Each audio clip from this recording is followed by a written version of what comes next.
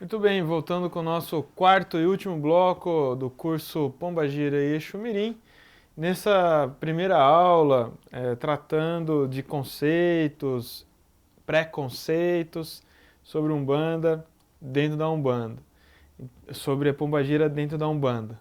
Então, dando continuidade, Ale, afinal, qual é a nossa literatura principal para o curso? Então, a base do nosso curso é este livro, Orixá Pombagira, inclusive o assunto Orixá Pombagira é assunto da próxima aula, de Rubens Saraceni, da editora Madras. Então, além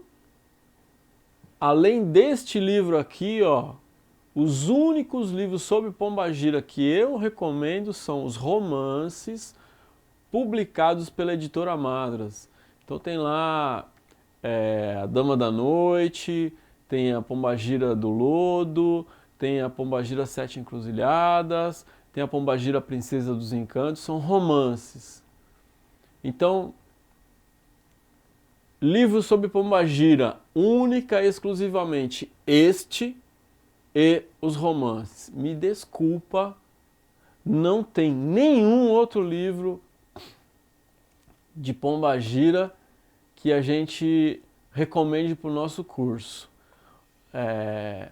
Tem alguns livros da Maria Helena Farelli, que eu admiro muito, alguns livros dela que são bem interessantes, bem bacanas de se ler, mas também não é a mesma visão que a gente tem aqui. Então, dentro dessa nossa visão, só tem este livro e os romances. Quero aproveitar, já que você está falando dos livros, e eu lembrei aqui de um título que eu gostei muito e recomendo bastante, que é o livro É Preciso Saber Viver, também da editora Madras. Muito legal, É Preciso Saber Viver. E que trabalha, né, é um romance mediúnico que mostra do lado espiritual os efeitos de amarração e, portanto, a desamarração dentro da Umbanda. É, bem bacana, bem né? legal, bem legal. Começa com ela indo numa praia, numa festa de Iemanjá, conhecendo a Umbanda, depois vai numa cartomante, lê carta, e tem É Preciso Saber Viver, muito bom. Aí mostra quem são esses espíritos femininos doentes que leva mesmo, existe o trabalho de amarração de fato, não é na Umbanda, obviamente. E depois como que é o contato com a Umbanda, do lado espiritual e o desfecho disso. Fica aí super recomendado. Muito legal, né? Bem lembrado. E a Maria Helena Farelli, que eu comentei, eu tive o prazer de conhecer ela, uma pessoa muito querida, muito dedicada a umbandista, já de muitas décadas, muito querida. Então, se chegar a ela, essas palavras, fica aqui registrado o meu carinho por Maria Helena Farelli, uma das pioneiras a falar sobre Pombagira também. Tem alguns livros interessantes dela, fora os dela também, aí não tem mais o que ler. Acho que ler a gente tem que ler tudo, né? Mas não tem muito o que somar. Esses livros que vão trazer receitinha, amarração. O que é amarração? Amarração é um trabalho que a pessoa faz para outra pessoa ficar amarrada a ela. Aqui em São Paulo, e eu sei que não é assim em todos os estados, não é assim em todas as cidades, mas em São Paulo, em todas as esquinas você vê placas de amarração para o amor. Faço e desfaço qualquer trabalho. Amarração para o amor. Eu trago o seu amor amarrado, apaixonado, deitado. No Porta dos Fundos tem um vídeo. Que é muito legal, tá? O link tá na plataforma. Porta dos Fundos tem um vídeo muito bacana sobre amarração. Que o rapaz chega lá, bate na porta do que está sendo amarrado e falou: fulano, eu vim trazer você aqui porque a sua ex-namorada, rapaz, ela te ama muito, ela fez um trabalho lá com o pai fulano para amarrar você, ela gosta demais. Muito engraçado. Então, não só perca, assim só assim mesmo. Só assim, assim vale, né?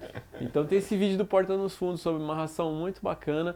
Então são trabalhos de magia para amarrar a pessoa. Então, você quer viver com alguém contra a vontade? Você quer que alguém esteja junto de você pela força de uma amarração? E você acha que essa pessoa vem por inteiro?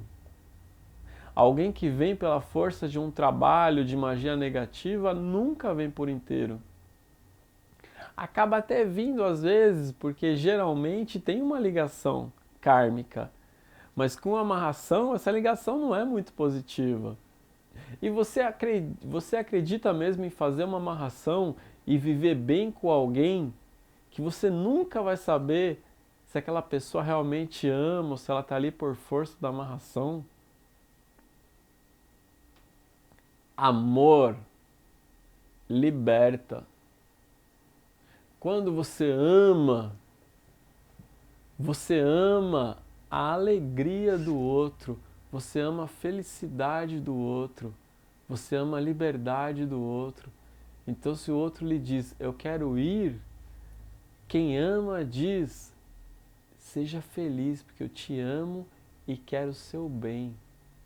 A paixão é bacana, a paixão é importante, a paixão mexe com os hormônios, a paixão te tira do ar, te tira o chão, mas a paixão não dura para sempre. O que pode durar para sempre é um amor apaixonado. Mas uma paixão sem amor, ela está destinada ao fracasso. Então a gente precisa primeiro aprender a amar a gente, né, Rodrigo? Porque diz assim, ame ao próximo como a si mesmo. Como é que você vai amar o próximo como a si mesmo se você não ama nem você mesmo? Então primeiro a gente precisa aprender a amar a gente mesmo. O Osho diz, a beleza dos pássaros é sua liberdade, a beleza da flor é ela estar ali na natureza. Então no momento que você quer dominar, pegar, agarrar, prender, apreender aquela flor e você arranca a flor, ela vai morrer. Então assim é o amor. E Pombagira lida com o amor, Pombagira lida com a paixão, Pombagira lida também com a sexualidade. Mas não é apenas isso. É isso também, porque Pombagira na Umbanda é uma entidade, é uma mulher, é um espírito feminino que está ali. Que não é tudo aquilo que o olhar preconceituoso diz. Então, a pergunta, quem é a Pombagira? Então, Pombagira tem um arquétipo. Arquétipo é um modelo. Né? Qual é o arquétipo do preto velho? É o modelo do negro que foi escravo, que não se revoltou, que tem fé, que tem sabedoria e nos ensina as coisas. Qual é o arquétipo do caboclo? Na Umbanda. É a imagem do homem, do valente, do forte, do índio, arquétipo do caboclo. Qual é o arquétipo da Pombagira? O arquétipo da Pombagira é de uma mulher forte. Mas isso não é sinônimo de uma mulher encrenqueira. O arquétipo da Pombagira é o arquétipo de uma mulher independente. Mas independente não é autossuficiente. É o arquétipo de uma mulher altiva. Mas ser altiva não significa ser arrogante. Pombagira é o arquétipo de uma mulher bem resolvida. Agora, ser bem resolvida não quer dizer ser oferecida e nem promíscua. Quando eu entrei na Umbanda, Rodrigo, eu tinha muito medo de Exu Pombagira, eu não conhecia. Eu vim do Espiritismo e eu comecei trabalhando na Umbanda com um grupo pequeno, comecei já me desenvolvendo. E a gente trabalhava com cigano, com caboclo, com preto velho, com baiano, com marinheiro, mas nunca tinha incorporado Exu, nem Pombagira, nem nada.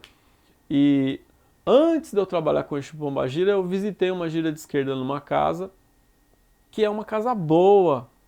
E quando cheguei nessa casa, a gira de esquerda era fechada, mas me permitiram que eu pudesse entrar e assistir a gira de esquerda. Então, a primeira vez que eu vi uma gira de esquerda, ela totalmente fechada, escuro. Eu gosto de trabalhar à meia luz, mas lá era escuro, então só tinha a luz de algumas poucas velas no chão, todo mundo vestido de vermelho e preto, problema nenhum. Mas na hora que eu entrei, rapaz,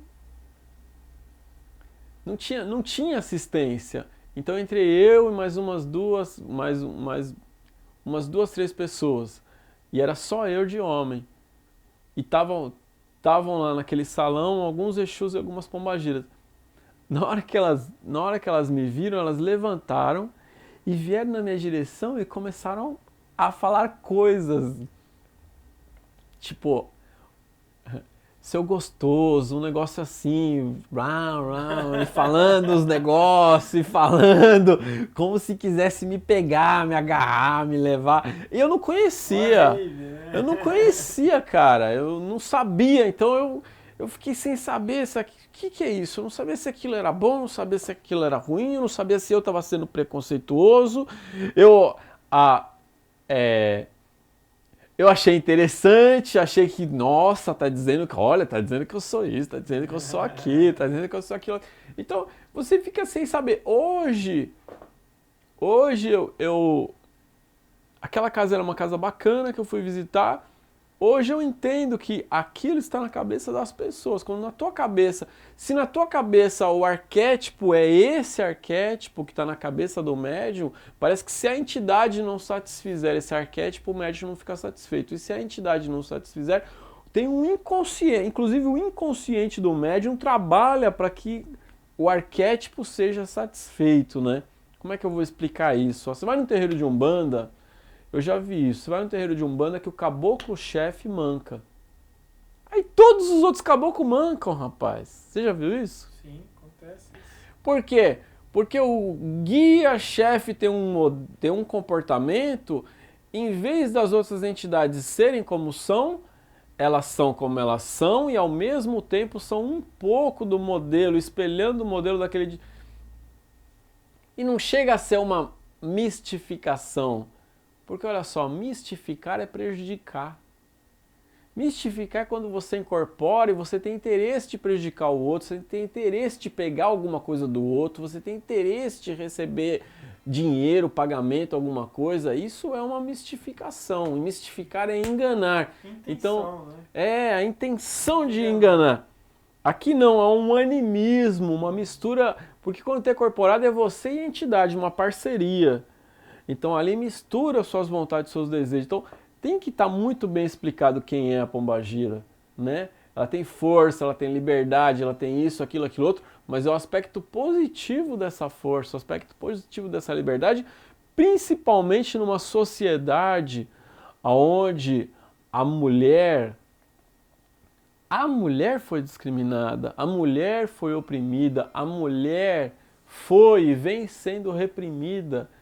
Então, houve na década de 70 uma grande revolução, a revolução feminista, um movimento feminista para a mulher conquistar o seu lugar, a mulher conquistar o seu valor, a mulher...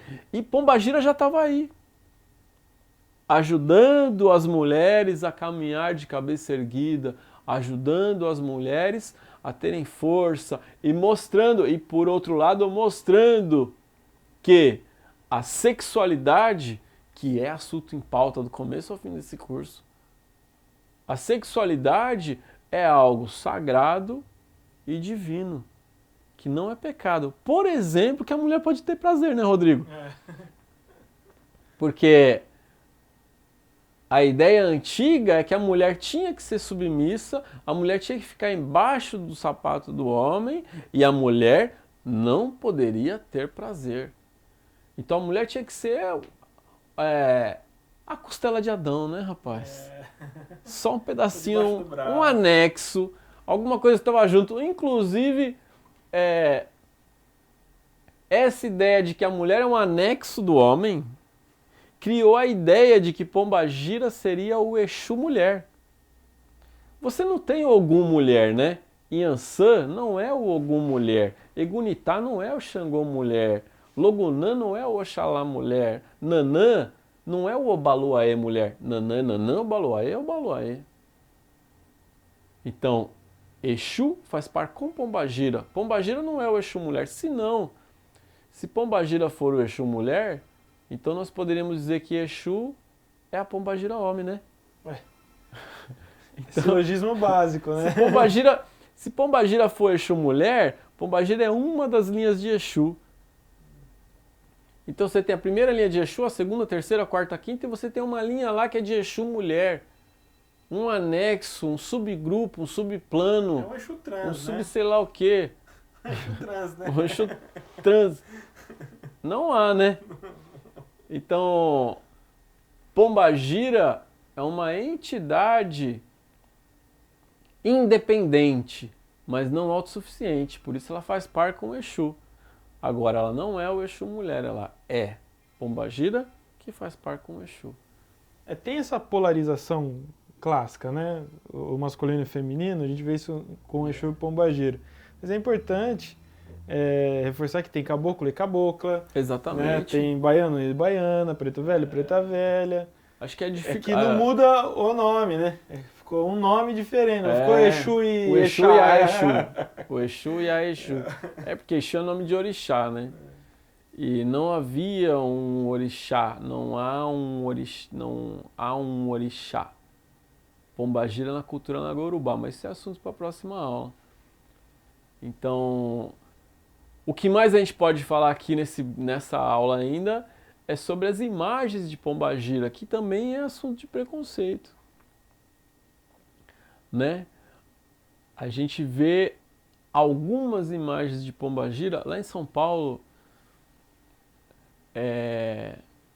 no Largo Santa Cecília, do lado do Largo Santa Cecília, tem uma lojinha de Umbanda bem antiga, rapaz, chamada Lojinha do Vavá, de artigos religiosos. E nessa lojinha do Vavá tem uma pombagira tamanho natural vermelha. Você viu aquela pegadinha? Tem na internet uma pegadinha que tem um Zé Pilintra parado na portinha de uma loja. E aí quando a pessoa passa pela rua, o rapaz vestido de Zé Pilintra estica a mão e grita: "Cadê minha oferenda?" E a pessoa dá um pulo. Do lado tem uma pombagira vermelha tamanho natural. Essa é uma lojinha que fica do lado ali desse Largo Santa Cecília. A gente leva jornal de banda sagrada nessa lojinha aí. E lá tem essa imagem, que é uma imagem clássica de uma pombagira inteira nua e vermelha. Então, quem não conhece fala: esse é o capeta mulher, rapaz. Pelada e vermelha. Tem até chifrinho, rabo, né? E algumas tem, exatamente. Esse é o capeta mulher. E há uma discussão, pombagira nua ou pombagira vestida? Pombagira nua ou pombagira vestida? E aí nessa discussão diz: mas os orixás africanos, ou seja, há imagens de resina de orixás africanos.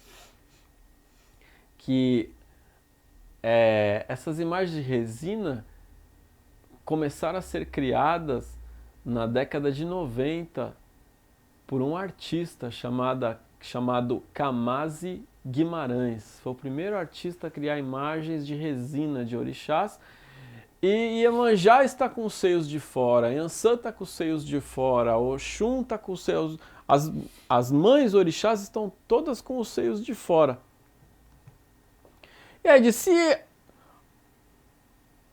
os orixás podem estar com os seios de fora, por que é que pombagira não pode estar? Porque orixá vem da cultura Nagô-Yorubá. E você entende que naquela cultura as pessoas andam nuas, assim como os índios.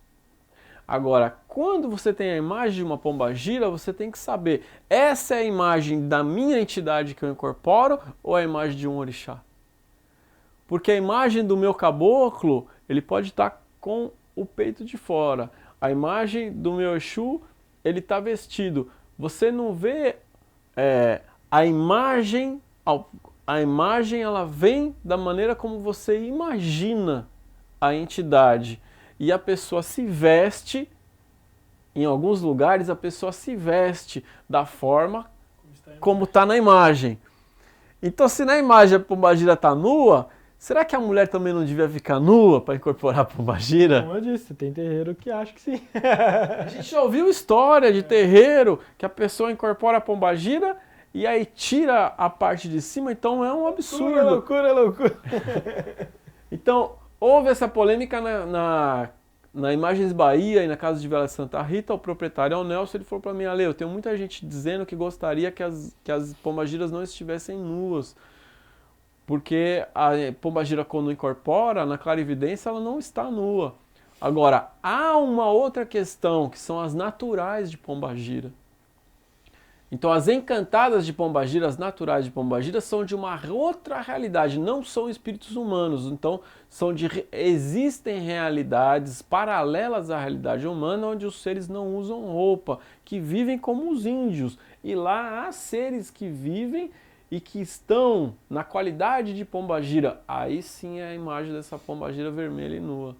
Agora, quando você incorpora Maria Padilha, Maria Mulambo, quando você incorpora Rosa Caveira, quando você incorpora Sete Saia, todas elas estão vestidas. Principalmente as 7 saias, né? Não é? Sete Saia. E se você tem uma imagem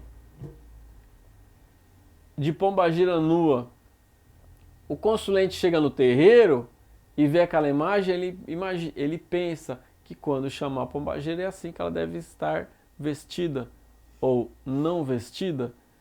Ah, a sua cabeça também é muito preconceituosa. Eu não sei se a minha cabeça é muito preconceituosa, mas eu acho desnecessário colocar, por exemplo, uma quantidade de imagens de pombagiras nuas num lugar aonde pessoas que não conhecem a Umbanda vão ficar olhando, porque o que é que elas vão entender disso? Quanto ao orixá tem explicação, é uma divindade africana e na África não se usava roupa. Pombagira é uma entidade brasileira, um espírito. Esse é um ponto importante, né, para reforçar que, inclusive, Tronqueira é o lugar, é o altar de Exu da esquerda, né? Exatamente. E é um lugar fechado. E é reservado. Porque é interessante, quando a gente fala assim, a mesma coisa, a imagem, vou fazer brevemente um parênteses aqui, a imagem de Exu com clássica, né, que tem chifre, tem cascos, tem rabo, e é vermelho. E aí quando nós vamos desenvolvendo um estudo mais profundo, a gente descobre que há essa face também, né, nos naturais, como foi posto aqui. Mas o leigo, ele não tem essa informação, e nós demoramos muito para tê-las, né? Exatamente. Dizer, e você não vai ficar explicando para cada um que chega no terreiro. Então é importante mesmo esse senso, né, de reservado. Por exemplo, nas culturas antigas, anteriores ao cristianismo, o chifre era sinônimo de poder. Agora eu pergunto, hoje em dia alguém quer chifre, rapaz? Humanos chifrudos não têm poder nenhum. Então é uma questão de cultura. Qual é a nossa cultura? A nossa cultura é a cultura brasileira. A Umbanda é uma religião brasileira. Na cultura brasileira, chifre não é sinônimo de poder. Não é bom sinal. Esse é o ponto. Nas culturas antigas, as divindades como Pan poderiam ter pé de bode, poderiam ter rabo, como tem Pan, que significa que ele domina a natureza, o mundo natural. Agora, na nossa cultura brasileira, ter rabo e pé de bode não é visto com bons olhos na cultura brasileira. E você não vai mudar toda uma cultura. Então, nas culturas antigas, você tem o mistério dos seios. Os seios da maternidade, da sustentação da vida. Lindo! Esse mistério é de Iemanjá. Para nós né? É vida, né? Então, os seios de Iemanjá estão à mostra na imagem africana e eles são fartos, porque eles sustentam a vida. Os seios de Pombagira são seios de seduzir, seios do desejo, do belo. São lindos, são belos. Então, o que eu acho? Eu acho que há lugar e há momento para tudo, só isso. Mas cada um é livre, cada um tem a imagem da Pombagira que achar melhor. Eu acho que você tem que perguntar para sua Pombagira.